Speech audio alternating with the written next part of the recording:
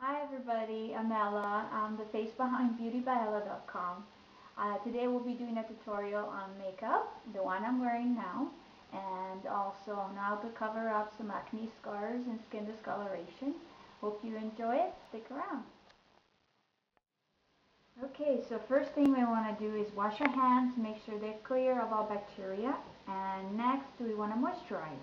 Now I found one of the moisturizers out there that is best for people with acne problem is Improve. It's cheap. It's at any drugstore, and it's an advanced formula for sensitive skin, which is fantastic. We put a little bit on our hands,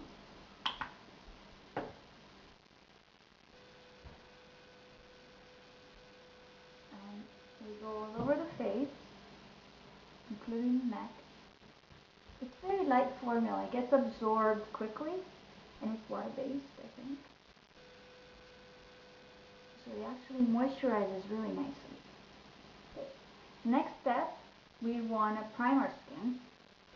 And one of the primers that I do like is from Smashbox. It's photo finish and light, and it's water-based, which is great for people with acne problems. And we put a tiny, tiny bit on our fingers. A little goes a long way. And we want to apply it to our problem areas. A little bit under eye. It fills in all the pores. It's really nice. And it's light. It dries up quickly. Usually I wait about a minute to let it dry, absorb into the skin. Meanwhile, while I do that, I usually trim my eyebrows or fix my hair or do other things, let it dry.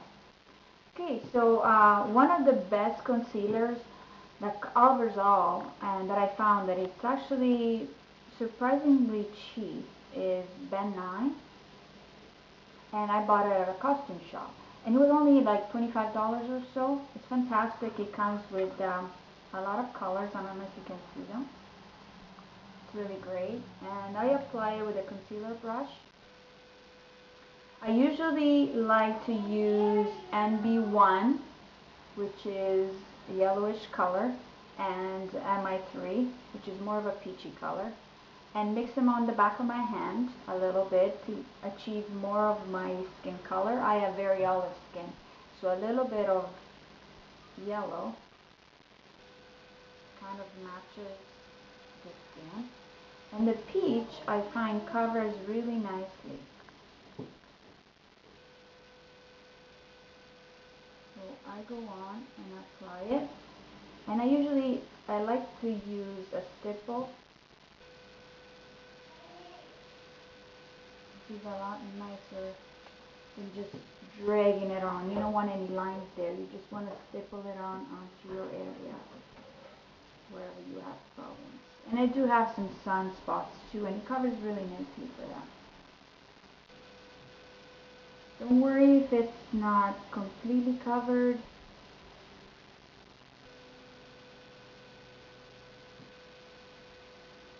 Or if the color doesn't match 100%, because we will be applying other products on top.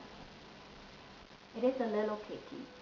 And usually to avoid that, if you don't want the complete coverage, you can mix it up with a little bit of hand cream or face cream in this case, which will make it a lot smoother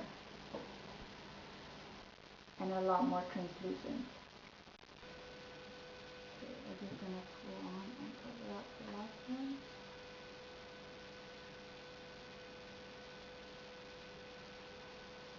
And I'll move on to a little bit of my sunspots. I never used to have acne in the past. I was one of the fortunate teenagers who never suffered from it, and recently got it as an adult. Especially after my son was born with the change in hormones and all the crazy things our body goes through. And so I got put onto antibiotic creams and antibiotic medication. I like to put a little bit under my eye, not too much because it can be cakey. So I'll just put it right under And then with the sponge, I'll just let it run on onto my eye. All right. Next step is the foundation. And I bought all kinds of expensive foundations, and I keep going back to the same one for some reason. I love True Blend from CoverGirl, and this is the Whip Foundation. My color is warm beige, which I find is very smooth and very pretty, and it goes on almost matte, so it actually covers up. You don't want to put any light or bright colors right on top of your problem area. So I grab a bit of my foundation, put it on the back of my hand, and for the summertime, because I do have a little more color, I like to mix it up with a bronzer or with a bronzer cream. In this case, I use Makeup Forever, and it's the Diamond Cream. So I just put a tiny, tiny bit because this is very pigmented, and it can get really, really dark. I mix them a bit up. I like to use the back of my hand because the warmth of your body already changes the chemistry of the product. So it goes on smoother. And if it actually does change color, it starts to change it on the back of your hand. And whatever you're applying on top of a concealer, you want to do short strokes so that you're not actually moving the product too much. Sometimes stippling on helps. You're not undoing what you actually have done. And I don't like applying it like a moisturizer. I like to start on one side of the face and then slowly move on to the rest because foundation does dry. And you don't want it to be cakey and dry on one side of the face.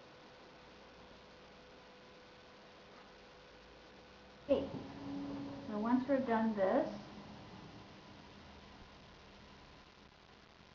is all the creamy stuff.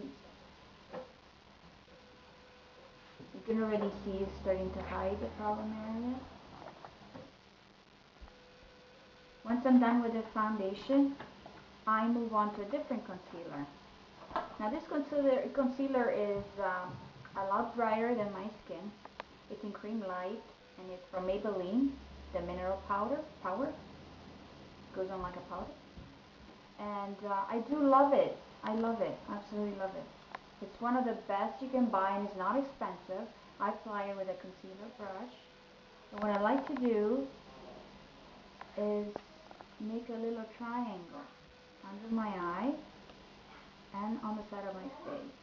It brightens it up quite a bit, and it dries on like a powder.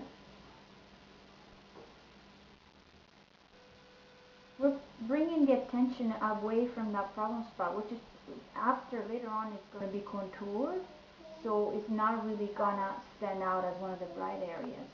And you want to be, in this area, you want it to be bright and awake, and it's pretty and fresh.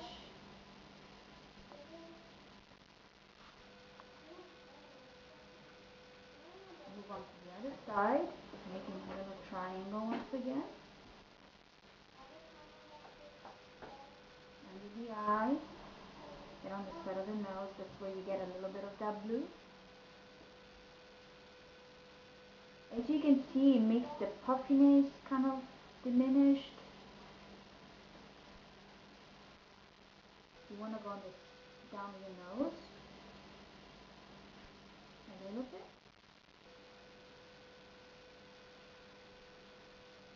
I usually don't focus too much on the eyes because I prime them and I move on with the rest of the makeup.